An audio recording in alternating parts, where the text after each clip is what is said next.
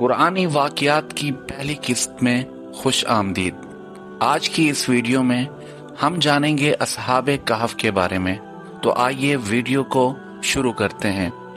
حضرت عیسیٰ علیہ السلام کے آسمان پر اٹھائے جانے کے بعد عیسائیوں کا حال بے حد خراب اور نہایت ابتر ہو گیا۔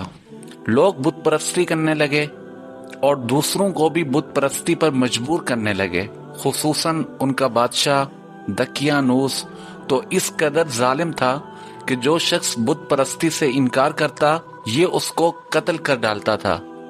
اصحاب کہف کون تھے؟ اصحاب کہف شہر افسوس کے شرفاء تھے جو بادشاہ کے معزز درباری بھی تھے، مگر یہ لوگ صاحب ایمان اور بت پرستی سے انتہائی بیزار تھے۔ دقیانوس بادشاہ کے ظلم و جبر سے پریشان ہو کر یہ لوگ اپنا ایمان بچانے کے لیے اس کے دربار سے بھاگ نکلے اور قریب کے پہاڑ میں ایک غار کے اندر پناہ گزین ہوئے اور سو گئے۔ تو 300 برس سے زیادہ عرصے تک اسی حال میں سوتے رہ گئے۔ دقیانوس نے جب ان لوگوں کو تلاش کرایا اور اس کو معلوم ہوا کہ یہ لوگ غار کے اندر ہیں تو وہ بے حد ناراض ہوا اور غیظ و غضب میں یہ حکم دے دیا کہ غار کو ایک سنگین دیوار اٹھا کر بند کر دیا جائے تاکہ یہ لوگ اسی میں رہ کر مر جائیں اور وہی غار ان لوگوں کی قبر بن جائے۔ مگر دقیانوس نے جس شخص کے سپرد یہ کام کیا تھا وہ بہت ہی نیک دل اور صاحب ایمان آدمی تھا۔ اس نے اصحاب کہف کے نام، ان کی تعداد اور ان کا پورا واقعہ ایک تختی پر لکھوا کر تانبے کے صندوق کے اندر رکھ کر دیوار کی بنیاد میں رکھ دیا، اور اسی طرح کی ایک تختی شاہی خزانہ میں بھی محفوظ کرا دی۔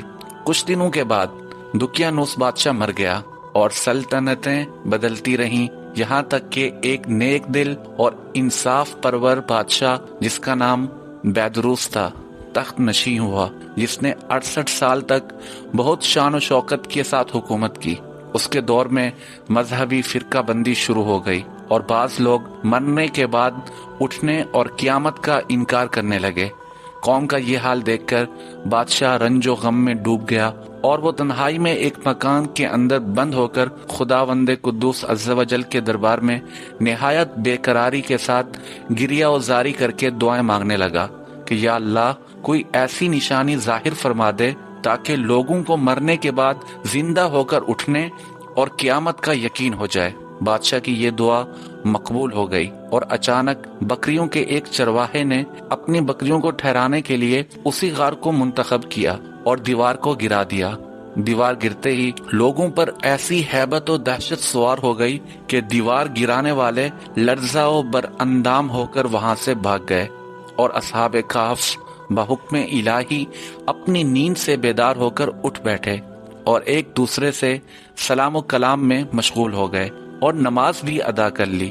جب ان لوگوں کو بھوک لگی تو ان لوگوں نے اپنے ایک ساتھی یملیخا سے کہا کہ تم بازار جا کر کچھ کھانا لاؤ اور نہایت خاموشی سے یہ بھی معلوم کرو کہ بادشاہ دقیانوس ہم لوگوں کے بارے میں کیا ارادہ رکھتا ہے۔ یملیخا غار سے نکل کر بازار گئے اور یہ دیکھ کر حیران رہ گئے کہ شہر میں ہر طرف اسلام کا چرچا ہے اور لوگ اعلانیہ حضرت عیسیٰ علیہ السلام کا کلمہ پڑھ رہے ہیں۔ یملیخا یہ منظر دیکھ کر محو حیرت ہو گئے کہ الہی یہ ماجرا کیا ہے کہ اس شہر میں تو ایمان و اسلام کا نام لینا بھی جرم تھا، اور آج یہ انقلاب کہاں سے اور کیوں کر آ گیا۔ پھر یہ ایک نان بائی کی دکان پر کھانا لینے گئے اور دقیانوسی زمانے کا سکہ دکاندار کو دیا جس کا چلن بند ہو چکا تھا، بلکہ کوئی اس سکے کا دیکھنے والا بھی باقی نہیں تھا۔ دکاندار کو شبہ ہوا کہ شاید اس شخص کو کوئی پرانا خزانہ مل گیا ہے، چنانچہ دکاندار نے ان کو حکام کے سپرد کر دیا اور حکام نے ان سے خزانے کے بارے میں پوچھ گچھ شروع کر دی اور کہا کہ بتاؤ خزانہ کہاں ہے۔ یملیخا نے کہا کہ کوئی خزانہ نہیں ہے، یہ ہمارا ہی سکہ ہے۔ حکام نے کہا کہ ہم کس طرح مان لیں کہ یہ سکے تمہارے ہیں؟ یہ سکہ 300 برس پرانا ہے اور برسوں گزر گئے کہ اس سکے کا چلن بند ہو گیا اور تم ابھی جوان ہو، لہذا صاف صاف بتاؤ تاکہ مسئلہ حل ہو جائے۔ یہ سن کر یملیخا نے کہا کہ تم لوگ یہ بتاؤ کہ دقیانوس بادشاہ کا کیا حال ہے؟ اس نام کا کوئی بادشاہ نہیں ہے۔ ہاں، سینکڑوں برس گزرے کہ اس نام کا ایک بے ایمان بادشاہ گزرا ہے جو بت پرست تھا۔ یملیخا نے کہا کہ ابھی کل ہی تو ہم لوگ اس کے خوف سے اپنے ایمان اور جان کو بچا کر بھاگے ہیں۔ میرے ساتھی قریب ہی ایک غار میں موجود ہیں، تم لوگ میرے ساتھ چلو، میں تم لوگوں کو ان سے ملا دوں۔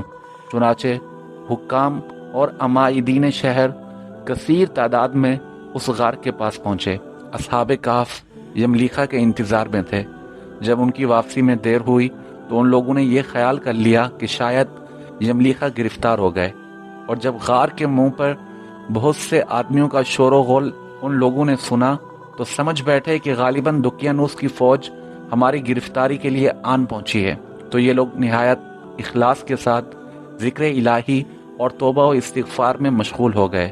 حکام نے غار پر پہنچ کر تانبے کا صندوق برآمد کیا اور اس کے اندر سے تختی نکال کر پڑھا تو اس تختی پر اصحاب کہف کا نام لکھا تھا، اور یہ بھی تحریر تھا کہ یہ مومنوں کی جماعت اپنے دین کی حفاظت کے لیے دقیانوس بادشاہ کے خوف سے اس غار میں پناہ گزین ہوئی ہے۔ تو یہ دقیانوس نے خبر پا کر ایک دیوار سے ان لوگوں کو غار میں بند کر دیا ہے۔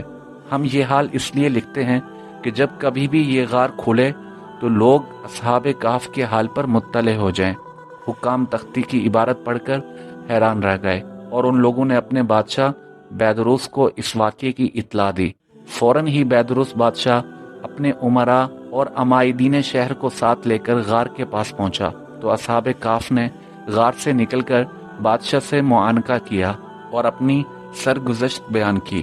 بیدروس بادشاہ سجدہ میں گر کر خداوند قدوس کا شکر ادا کرنے لگا کہ میری دعا قبول ہو گئی، اور اللہ تعالی نے ایسی نشانی ظاہر کر دی جس سے موت کے بعد زندہ ہو کر اٹھنے کا ہر شخص کو یقین ہو گیا۔ اصحاب کہف بادشاہ کو دعائیں دینے لگے کہ اللہ تعالیٰ تیری بادشاہی کی حفاظت فرمائے، اب ہم تمہیں اللہ کے سپرد کرتے ہیں۔ پھر اصحاب کہف نے السلام علیکم کہا اور غار کے اندر چلے گئے اور سو گئے، اور اسی حالت میں اللہ تعالیٰ نے ان لوگوں کو وفات دے دی۔ بادشاہ بیدروس نے لکڑی کا صندوق بنوا کر اصحاب کہف کی مقدس لاشوں کو اس میں رکھوا دیا، اور اللہ تعالیٰ نے اصحاب کہف کا ایسا رعب لوگوں کے دلوں میں پیدا کر دیا کہ کسی کی یہ مجال نہیں کہ غار کے منہ تک جا سکے۔ اس طرح اصحاب کہف کی لاشوں کی حفاظت کا اللہ تعالیٰ نے سامان کر دیا۔ پھر بیدروس بادشاہ نے غار کے منہ پر ایک مسجد بنوا دی اور سالانہ ایک دن مقرر کر دیا کہ تمام شہر والے اس دن عید کی طرح زیارت کے لیے آیا کریں۔ اصحاب کہف کی تعداد میں جب لوگوں کا اختلاف ہوا تو یہ آیت نازل ہوئی۔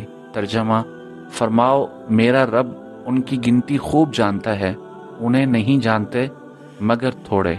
حضرت عبداللہ بن عباس رضی اللہ عنہما نے فرمایا کہ میں انہی کم لوگوں میں سے ہوں جو اصحاب کہف کی تعداد کو جانتے ہیں۔